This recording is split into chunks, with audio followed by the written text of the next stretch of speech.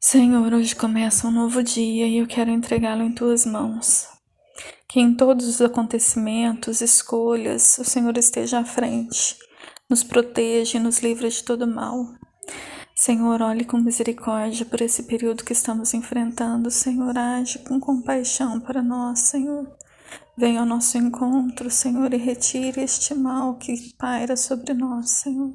Livra-nos dessa situação, Senhor, e elimina por completo, Senhor, por piedade e misericórdia, Senhor.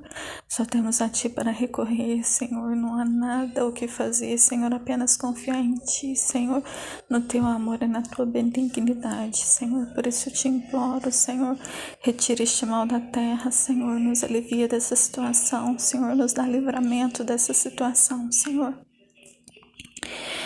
Que minha família e eu sejamos abençoados e que nossas forças, fé e esperança sejam renovadas em nome de Jesus.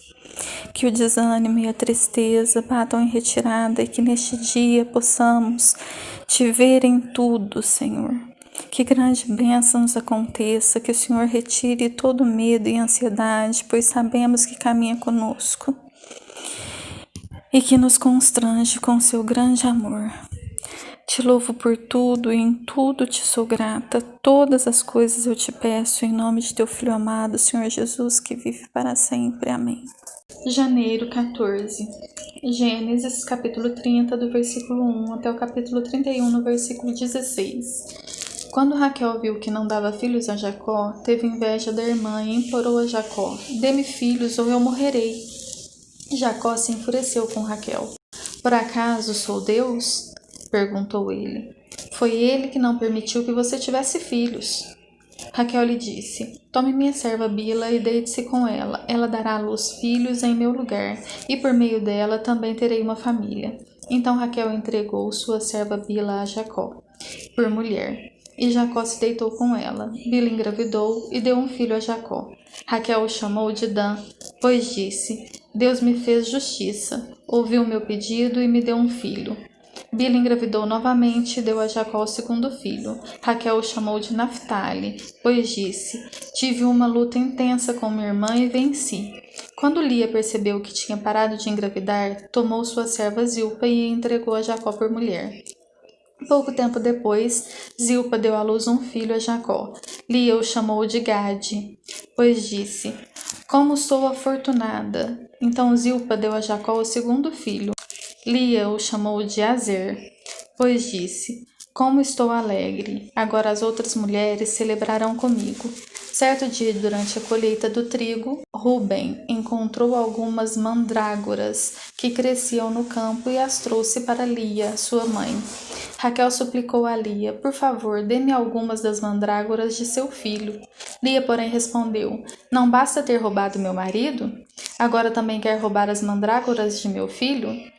Raquel propôs: em troca de algumas mandrágoras, deixarei que Jacó se deite com você esta noite.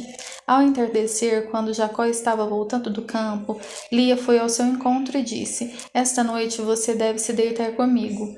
Paguei por você com algumas mandrágoras que meu filho encontrou. Assim, naquela noite, Jacó se deitou com Lia.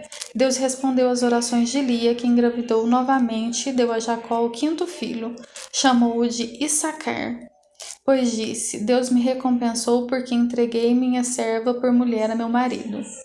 Lia engravidou outra vez e deu a Jacó o sexto filho. Chamou-o de Zebulon, pois disse: Deus me deu uma boa recompensa. Agora meu marido me tratará com respeito porque lhe dei 6 filhos. Depois Lia deu à luz a uma filha e a chamou de Diná.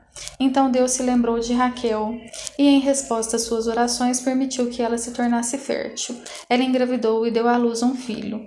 Deus tirou a minha humilhação, declarou, e o chamou de José, pois disse: o Senhor me acrescente ainda outro filho.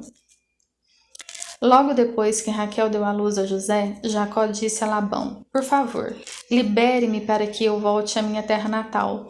Permita-me levar minhas mulheres e meus filhos pelos quais o servi, e deixe-me partir. O Senhor sabe muito bem como trabalhei arduamente a seu serviço. Labão respondeu: se mereço seu favor, fique. Eu enriqueci, pois o Senhor me abençoou por sua causa. Diga-me qual será seu salário, e qualquer que seja o valor, eu lhe pagarei. Jacó respondeu: O Senhor sabe como trabalhei arduamente a seu serviço e como seus rebanhos cresceram sob meus cuidados.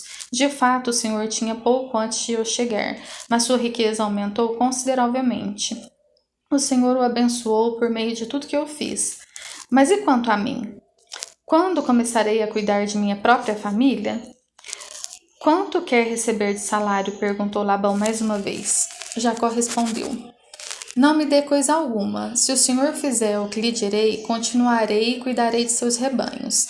Deixe-me inspecionar seus rebanhos hoje e remover todas as ovelhas e cabras salpicadas e malhadas, além de todas as ovelhas pretas. Elas serão o meu salário. No futuro, quando o Senhor conferir os animais que me deu como salário, verá que fui honesto. Se encontrar em meu rebanho alguma cabra que não seja salpicada ou malhada, ou alguma ovelha que não seja preta, saberá que as roubei do Senhor. Está bem, respondeu Labão. Será como você diz. Naquele mesmo dia, porém, Labão saiu e tirou do rebanho todos os bodes listrados e malhados, todas as cabras salpicadas e malhadas ou com manchas brancas e todas as ovelhas pretas. Colocou os animais sob os cuidados de seus filhos, que os levaram a um lugar a 3 dias de viagem de onde Jacó estava. Assim Jacó ficou e tomou conta do resto do rebanho de Labão. Então Jacó pegou alguns galhos verdes de álamo, amendoeira e plátano e removeu tiras das cascas, formando listras brancas nos galhos. Em seguida colocou os galhos descascados junto aos bebedouros onde os rebanhos iam beber água, pois era ali que se acasalavam. Quando se acasalavam diante desses galhos descascados com listras brancas, davam crias listradas, salpicadas e malhadas. Jacó separava esses cordeiros do rebanho de Labão. Na época do cio, colocava o rebanho de frente para os animais listrados e pretos de Labão. Assim Jacó foi formando seu próprio rebanho, que mantinha separado do de Labão.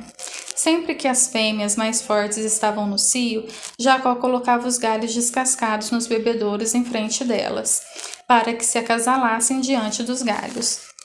Não fazia o mesmo, porém, com as fêmeas mais fracas, de modo que as crias mais fracas ficavam com Labão e as mais fortes com Jacó. O resultado foi que Jacó se tornou muito rico, dono de grandes rebanhos e também de servos e servas e muitos camelos e jumentos. Logo, porém, Jacó percebeu que os filhos de Labão estavam reclamando dele. Jacó roubou tudo o que era de nosso pai. À custa de nosso pai, adquiriu toda a sua riqueza. Jacó também começou a notar uma mudança na atitude de Labão para com ele. Então o Senhor disse a Jacó: Volte para a terra de seu pai e de seu avô, a terra de seus parentes, e eu estarei com você. Jacó mandou chamar Raquel e Lia ao campo, onde ele cuidava de seus rebanhos, e disse a elas: Notei que seu pai mudou de atitude em relação a mim. O Deus de meu pai, porém, tem estado comigo. Vocês sabem como tenho trabalhado arduamente a serviço de seu pai. Contudo, ele me enganou e mudou meu salário 10 vezes. Mas Deus não permitiu que ele me prejudicasse. Se ele dizia, os salpicados serão o seu salário, o rebanho começava a dar crias salpicadas. E quando mudava de ideia e dizia, os listrados serão o seu salário, então o rebanho inteiro dava crias listradas. Desse modo, Deus tirou os animais de seu pai e os deu a mim. Certa vez, na época do acasalamento, tive um sonho e vi que os bodes que se acasalavam com as cabras eram listrados, salpicados e malhados. Então, em meu sonho, o anjo de Deus me disse, Jacó, e eu respondi, aqui estou. E o anjo disse, levante os olhos e você verá que apenas os machos listrados, salpicados e malhados estão se acasalando com as fêmeas de seu rebanho, pois vejo como Labão tem tratado você. Eu sou o Deus que lhe apareceu em Betel, o lugar onde você ungiu a coluna de pedra e fez seu voto a mim. Agora apronte-se e saia desta terra e volte à sua terra natal. Raquel e Lia responderam, da nossa parte, tudo bem, afinal não herdaremos coisa alguma da riqueza de nosso pai. Ele reduziu nossos direitos aos mesmos que têm as mulheres estrangeiras. Depois que nos vendeu, desperdiçou todo o dinheiro que você pagou por nós. Toda a riqueza que Deus tirou de nosso pai e deu a você é por direito nosso e de nossos filhos. Por isso, faça o que Deus ordenou. Mateus capítulo 10, do versículo 1 até o versículo 23. Jesus reuniu seus 12 discípulos e lhes deu autoridade para expulsar espíritos impuros e curar todo tipo de enfermidade e doença. Estes são os nomes dos 12 apóstolos. Primeiro, Simão, também chamado de Pedro, depois André, irmão de Pedro, Tiago, filho de Zebedeu, João, irmão de Tiago, Filipe, Bartolomeu, Tomé, Mateus, o cobrador de impostos, Tiago, filho de Alfeu, Tadeu, Simão, o cananeu, Judas Iscariotes, que depois traiu Jesus. Jesus enviou os 12 com as seguintes instruções: não vão aos gentios nem aos samaritanos, vão antes às ovelhas perdidas do povo de Israel. Vão e anunciem que o reino dos céus está próximo. Curem os doentes, ressuscitem os mortos, purifiquem os leprosos e expulsem os demônios. Deem de graça, pois também de graça vocês receberam. Não levem no cinto moedas de ouro, prata ou mesmo de cobre. Não levem bolsa de viagem, nem outra muda de roupa, nem sandálias, nem cajado. Quem trabalha merece seu sustento. Sempre que entrarem em uma cidade ou povoado, procurem uma pessoa digna e fiquem em sua casa até partirem. Quando entrarem na casa, saudem-na com a paz. Se o lar se revelar digno, que sua paz permaneça nela, e se não, retirem a bênção. Se alguma casa ou cidade se recusar de recebê-los ou ouvir sua mensagem, sacudam a poeira dos pés ao sair. Eu lhes digo a verdade. No dia do juízo, as cidades perversas de Sodoma e Gomorra serão tratadas com menos rigor que essas cidades. Ouçam, eu os envio como ovelhas no meio de lobos. Portanto, sejam espertos como serpentes e simples como pombas. Tenham cuidado, pois vocês serão entregues aos tribunais e chicoteados nas sinagogas. Por minha causa serão julgados diante dos governantes e reis, mas essa será a oportunidade de falar a meu respeito a eles e aos gentios. Quando forem presos, não se preocupem com o modo como responderão, nem com o que dirão. Naquele momento, as palavras certas lhes serão concedidas, pois não serão vocês que falarão, mas o Espírito de seu Pai falará por meio de vocês. O irmão trairá seu irmão e o entregará à morte, e assim também o pai a seu próprio filho. Os filhos se rebelarão contra os pais e os matarão. Todos os odiarão por minha causa, mas quem perseverar até o fim será salvo. Quando forem perseguidos numa cidade, fujam para outra. Eu lhes digo a verdade, o Filho do Homem voltará antes que tenham percorrido todas as cidades de Israel. Salmos, capítulo 12, do versículo 1 até o versículo 8. Ao regente do coral, Salmo de Davi, para ser acompanhado com instrumento de 8 cordas. Socorro, Senhor, pois os fiéis estão desaparecendo depressa. Os que te temem sumiram da terra. Todos mentem uns aos outros, falam com lábios bajuladores e coração fingido. Que o Senhor corte os lábios bajuladores e cale a língua arrogante. Eles dizem, mentiremos quanto quisermos, os lábios são nossos, quem nos impedirá? O Senhor responde, vi a violência cometida contra os indefesos e ouvi o gemido dos pobres. Agora me levantarei para salvá-los, como eles tanto desejam. As promessas do Senhor são puras como prata refinada no forno, purificada 7 vezes.